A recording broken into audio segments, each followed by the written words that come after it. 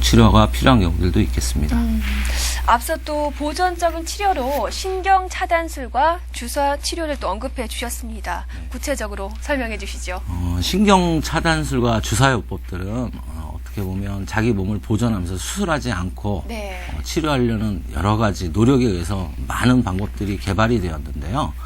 우선은 경막의 신경 차단술, 그다음에 추간공 신경 차단술, 꼬리뼈 주사 치료, 그다음에 프로테라피라고 해서 인대 강화요법, IMS는 근육 자극요법, 핌스 치료, 신경성형술 등 여러 가지가 많이 있는데요. 우선 경막의 차단술을 보시면 이 사진은 저희가 컴퓨터 영상 장치를 보면서 그 후궁과 후궁 사이에 공간이 있거든요. 화살표로 보이는 부분인데 네. 그 부위에 약물을 투입해서 신경을 자극하는 염증 물질이나 전기신호를 안정화시켜서 치료하는 방법이 있고요. 다음 그림 주십시오. 추간공 신경차단술은 네. 중간에 디스크가 발생한 게 아니고 극의 탈출 디스크나 신경공 디스크일 때 신경이 나오는 구멍을 찾아서 그 안에 약물을 투입해서 치료하는 방법입니다. 다음 그림 주십시오. 꼬리뼈 주사 치료는 디스크가 여러 군데 있으시거나 네. 이전에 수술을 하셔서 유착이 심할 경우에 꼬리뼈에 있는 구멍을 통해서 약물을 투입하는 방법이 되겠습니다. 그렇군요. 그리고 또 계속해서 화면이 나오는데요. 예, 인대 강화 주사에 보면 프롤로세라피라고 하는데요. 어떤 일시적인 통증 억제가 아닌 인대보다도 삼투압이 높은 약물을 주입을 해서 인대를 새롭게 재생시키는 치료 방법인데요. 운동성을 높일 수가 있고 만성 통증에 효과가 좋은 걸로 되어 있습니다. 그다음에 IMS는 근육 자극요법인데요. 어떤 일정 부위에 침을 자입을 해가지고 네. 신경 반사를 일으켜서 잘못된 통증 전달 시스템을 교정하는 방법인데 운동 능력이 개선이 되고 교감신경이 항진이 되면서 따뜻해지고 통증이 감소하는 걸 느낄 수가 있는 치료 방법이 되겠습니다. 네. 다음은 핌스 치료인데요. 정확한 명칭은 영상유도 신경근육 자극요법입니다.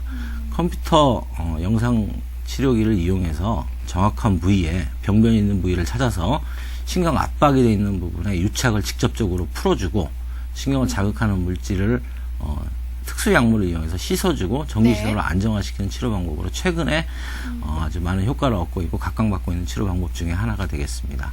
다음으로는 신경성형술인데요. 이거는 미국의 이제 라츠라는 교수가 만든 방법인데 네. 아까 핌스 치료가 바깥쪽에서 어떤 신경을 풀어주고 약물을 주입한다고 생각을 하시면 이 신경성형술은 꼬리뼈 뒤쪽에 구멍을 통해서 예. 약 1mm 정도의 신경 내시경을 집어넣어서 안쪽에서 병변이 되는 부위를 직접적으로 풀어주고 네. 약물을 직접적으로 투입하기 때문에 더 효과가 좋은 치료 방법이 되겠죠. 그렇군요. 그럼 뭐 수술적인 치료에 대해서 또 설명해 주시죠. 어떻습니까? 디스크의 자연 경과는 대부분 한 75% 정도에서 2, 3개월 후에 네. 자연 치유가 되는 경우들이 많은데요.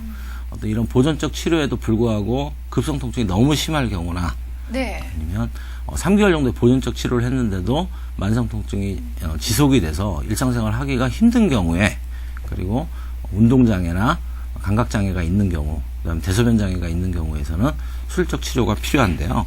수술 방법은 다음 그림에서 보시는 것처럼 여러 가지 방법이 있습니다. 이제 단계별로 디스크가 초기일 때는 경피적 디스크 시술을 할 수가 있겠고요. 예. 보통은 내시경 디스크 제거술을 하게 되는데요. 여기에도 잘 반응을 하지 않을 때는 관월적 수술, 절개를 하고 현미경 디스크 제거술을 시행할 수가 있겠고요. 이런 재발이 자주 되시거나 디스크가 너무 심하게 나왔을 경우에는 인공수액 대체술이나 인공관절 대체술, 네. 그리고 최종에는 골유압술을 시행할 수도 있겠습니다.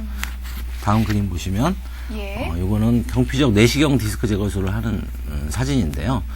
피부에 국소 마취를 하고 2, 3mm 정도의 피부 절개를 하고 예. 한 6mm 정도의 내시경관을 직접적으로 집어넣어서 모니터를 보면서 환자가 대화를 하면서 수술을 할 수가 있는데요.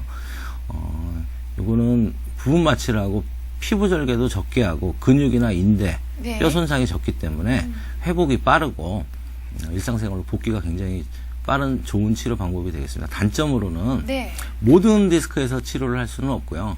디스크가 말랑말랑한 연성 디스크에서 가능하고 경성 디스크에서는 불가능한 경우들이 많습니다. 그리고 시술자의 경험에 따라서 치료 결과들이 굉장히 많이 좌우가 될 수가 있겠습니다. 그렇군요. 다음 사진은 수술 전후 사진인데요. 예. 왼쪽 사진 보시면 요추 4, 5번 사이에 디스크가 지금 터져서 신경이 내려가는 통로를 지금 누르고 있는 걸 보실 수가 까만 부분 있겠는데. 말씀하시는 거죠? 예, 그렇죠. 퇴행성 변화가 오게 되면 예. 저 하얀 부분이 시커멓게 변하게 됩니다. 그래서 오른쪽 사진은 내시경 디스크 제거술 후에 알맹이 시커먼 게 없어져가지고 예. 신경 누르는 게 지금 다 풀려 있죠. 그렇네요. 수술이 굉장히 잘 되는 경우고요. 네. 그다음에 이제 미세 현미경 디스크 제거술은 부분 마취나 척추 마취 후에 2, 3cm 정도의 피부 절개를 하고 뒤쪽에 신경을 덮고 있는 뼈인 후궁을 드릴로 약간 갈아내고 안쪽에 신경을 견인한 후에 디스크를 제거하는 방법입니다. 다음 그림 보시면 이 수술 전후 사진인데요. 예. 왼쪽 사진을 보시면 요추 3, 4번 사이에 디스크가 볼록 나와 있죠. 그래서 신경을 좀 많이 압박하고 있는데요. 가운데 밑에 사진을 보시면 단면인데 네. 신경이 눌렸던 부분이 잘 풀려 있는 사진입니다. 제일 오른쪽 사진은 튀어나왔던 돌출했던 디스크를 제거하고 안쪽 예. 내부에 안 좋은 디스크도 좀 정리해 놓고 신경 내려가는 길이 지금 잘 펴져 있죠. 네. 그렇네요. 네. 다음 잘 사진 봤습니다. 주시면. 다음 화면 또 보여주시죠.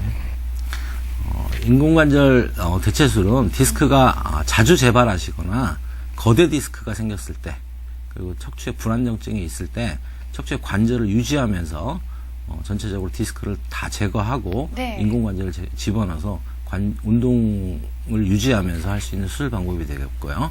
다음 사진 보시면 이런 모든 치료도 잘 반응하지 않을 때는 디스크를 다 제거하고 인공뼈를 집어넣어서 네. 위의 뼈와 아랫뼈를 고정시키는 수술 방법이 있습니다. 잘 알겠습니다.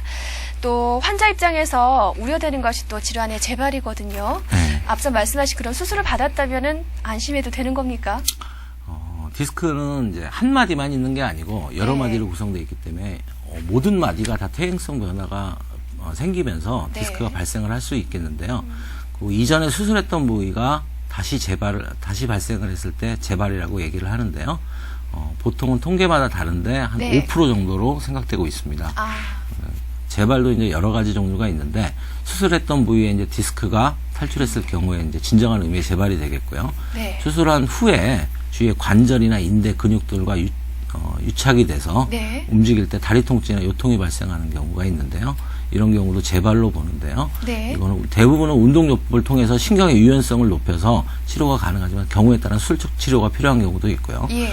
만성 요추 불안정증이라고 해서 디스크를 너무 많이 제거하거나 남아있는 디스크가 좋지 않은 경우에는 척추체 사이가 불안정해서 흔들거리게 되거든요. 예. 이런 경우에는 골유압수를 통해서 위에 뼈와 아랫뼈를 붙여주는 수술을 할 수도 있겠습니다.